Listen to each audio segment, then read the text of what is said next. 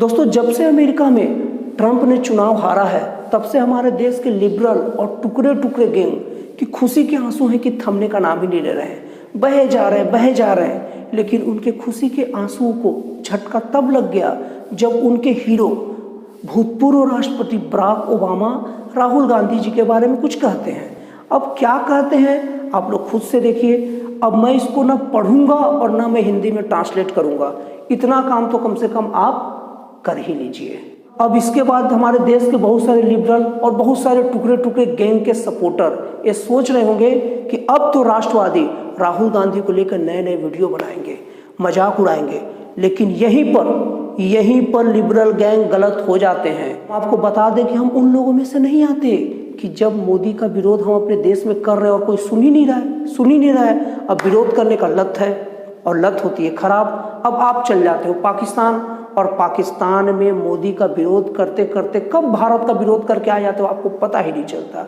और इसके बाद अपने ही नेता से लताड़े भी जाते हो। और हम उन लोग में से भी नहीं हैं जो साहित्य सम्मेलन, कवि सम्मेलन के बहाने, वर्चुअल कवि सम्मेलन में जाकर हम मोदी का निंदा करने के चक्कर में देश का ही निंदा कर लेते हैं। उन लोग में से भी नहीं आते और हम उनमें से भी नहीं है कि अपने निजी मतभेद के चक्कर में हम अपने विपक्षी पार्टी के नेता के बारे में अमेरिका को चिट्ठी लिखते हैं कि उसका वीज़ा कैंसिल किया जाए, उसका वीज़ा ना दिया जाए। आपको याद होगा 2014 में जिस वक्त कांग्रेस और भाजपा में जबरदस्त कट्टर लड़ाई चल रही थी और उस वक्त पाकिस्तान के प्रधानमंत्री नवाज शरीफ ने मनमोहन सिंह को देहाती औरत कह दिया था और बहुत खुश भी हो रहा था कि अब तो मोदी तो कांग्रेस की मजे ले ही रहा है और अब ये बोल दिया हूं तो अब और ज़्यादा मजे लेगा। लेकिन नहीं, मोदी ने जो नवाज शरीफ को क्या प्रतिक्रिया दी थी आप लोग यूट्यूब पे जाकर सर्च कर लीजिए।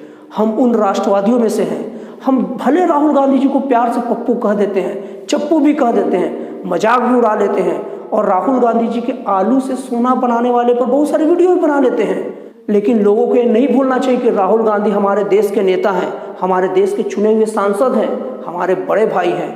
अरे बड़े भाई से तो मजाक करने का नाता होता ही है, तो हम मजाक करते हैं और राहुल गांधी जी भी मजाक करते हैं हमसे। राहुल गांधी हमसे मजाक करें, हम राहुल गांधी जी से मजाक करें, लेकिन इसमें कोई तीसरा आएगा तो वो बर्दाश्त योग्य नहीं है। मैं बराक ओबामा जी को कहना चाहता हूं कि यार अपने देश में जाकर देखो आपके देश में क्या हो रहा है और ये सब सुधार अपने देश में करो। और आपके देश में भी ना बड़े बड़े बुद्धिजीवी बैठे पड़े हैं। हमारे देश में जब चुनाव होता है ना तो 130 करोड़ की जनसंख्या है, फिर भी लोकसभा चुनाव में हर चीज शेड्यूल होता है और बिना लफड़ा का, बिना खून खराबा का, बिना झंझट का 130 करोड़ की जनसंख्या वाली चुनाव और लोकसभा सीट का रिजल्ट 24 घंटे के अंदर निर्वाचन आयोग दे देता है। और आपका देश में देखो अभी 7-8 दिन हो गए हैं, अभी पता ही नहीं चल रहा है कि कौन जीता है कौन हारा है। और जनसंख्या क्या 30 करोड़ भी ठीक से नहीं है और हमारे कितने हैं 130 करोड़। इसलिए अपने देश में झांको बराक ओबामा जी, अभी हमारे देश की ओर मत देखो, पहले अपना ध्यान दो। इसमें कोई दो राय नहीं कि हमारे देश के लोगों के पास पैसे कम है, लेकिन कोरोना काल में हमारे देश के लोग चोरी चकारी पे उतना नहीं उतर गए हैं।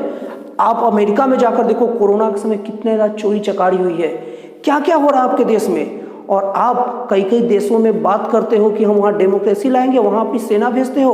अपने देश में देखो डेमोक्रेसी है कि नहीं है। कोई बंदूक उठाता है, कई लोगों को मार देता है। हर रोज कुछ न कुछ सनकी लोगों की वारदातें सुनने को मिलती है। तो अपने देश में देखिए बराक ओबामा जी, और आप अपने जो नवनिर्वाचित जो राष्ट्रपति हैं उनके सामने अपनी बातें कीजिए। जब अपना घर अच्छे से सज जाए ना तब दूसरे के घर की कमियां निकालना चाहिए। हम राष्ट्रवादी हैं, हम अपने देश के विरोध में कुछ नहीं सुन सकते हैं और हम अपने देश के नेताओं के विरोध में भी कुछ नहीं सुन सकते हैं। हम इसका कड़ा निंदा करते हैं। आपको कोई अधिकार नहीं है हमारे देश के नेताओं के बारे में कुछ भी बोलने का।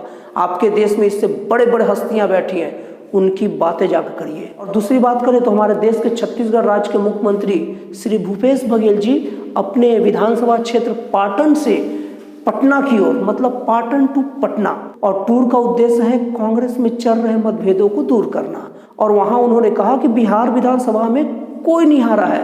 तो मैं श्री भूपेश बघेल जी को बोलना चाहता हूं कि बिहार विधानसभा क्या, लोकतंत्र होता ही ऐसा चीज है, लोकतंत्र का चुनाव ही ऐसा होता है कि कोई नहीं हारता, हमेशा सब जीतते हैं। ये मैं आपको बता दूं कैसे।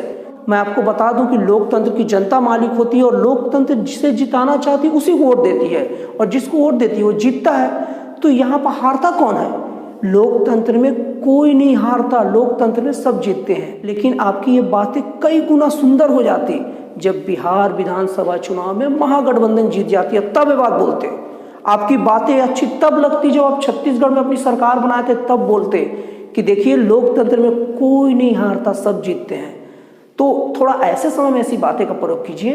कोई खिलाड़ी हार जाए और उसके बाद ज्ञान की बातें करते हुए कहे ना कि देखिए खेल तो खेल होता है, क्या जीत क्या हार, हमें तो बस खेलना चाहिए, तो उसके मुंह से बात अच्छी नहीं लगती। अच्छी तब लगती है जब कोई खिलाड़ी जीत जाए और जीतने के बाद ये बात कहे कि देखो यार खेल तो खेल होता है, खेल में हारना जीतना चलता रहता है। और आप वो खिलाड़ी हैं जो कई बार जीते हैं, लेकिन उस वक्त आपको अपनी जीत, जनता की जीत लगी, आपकी काबिलियत लगी, आपकी काम लगी, और दूसरे की जीत पर आप बोलते हैं कोई नहीं हारता। थोड़ा सही समय में सही बात बोलिए। बात तो अच्छा बोलते हैं लेकिन उसका सही समय होना चाहिए। और बात ऐसी होनी चाहिए कि ओबामा भी फोन करके बोले कि अरे धर्मराज क्या बात करता है यार, तू तो एकदम मेरी एकदम बोलती ही बंद कर दिया। और दोस्तों अगर आप भी ये बात मानते हैं कि ओबामा जी को कोई अधिकार नहीं है कि हमारे देश के नेताओं के बारे में कुछ बोले, हमारे देश के बारे में कुछ बोले, तो आप इस वीडियो को लाइक कीजिए। और अगर आप ऐसा मानते हैं कि भूपेश बघेल जी को ये बात तब बोलनी चाहिए थी जब भूपेश बघेल जी खुद चुनाव जीते थे, उनकी पार्टी चुनाव जीते, कि लोकतंत्र में कोई नहीं हारता, तब ज़्यादा अच्छा होता। तो उसके लिए भी लाइक कीजिए। और दोस्तों लाइक क्यों करें? क्योंकि लाइक आप तब करोगे जब आप खुश होगे, और जब आप मेरे वीडियो को लाइक करोगे तो मैं खुश होऊंगा, और खुशियां बांटने से बढ़ती है। तो दोस्तों फिर मिलते हैं अगले वीडियो में एक नए और एक राष्ट्रवादी विचारों के साथ। तब तक जय हिंद, जय भारत।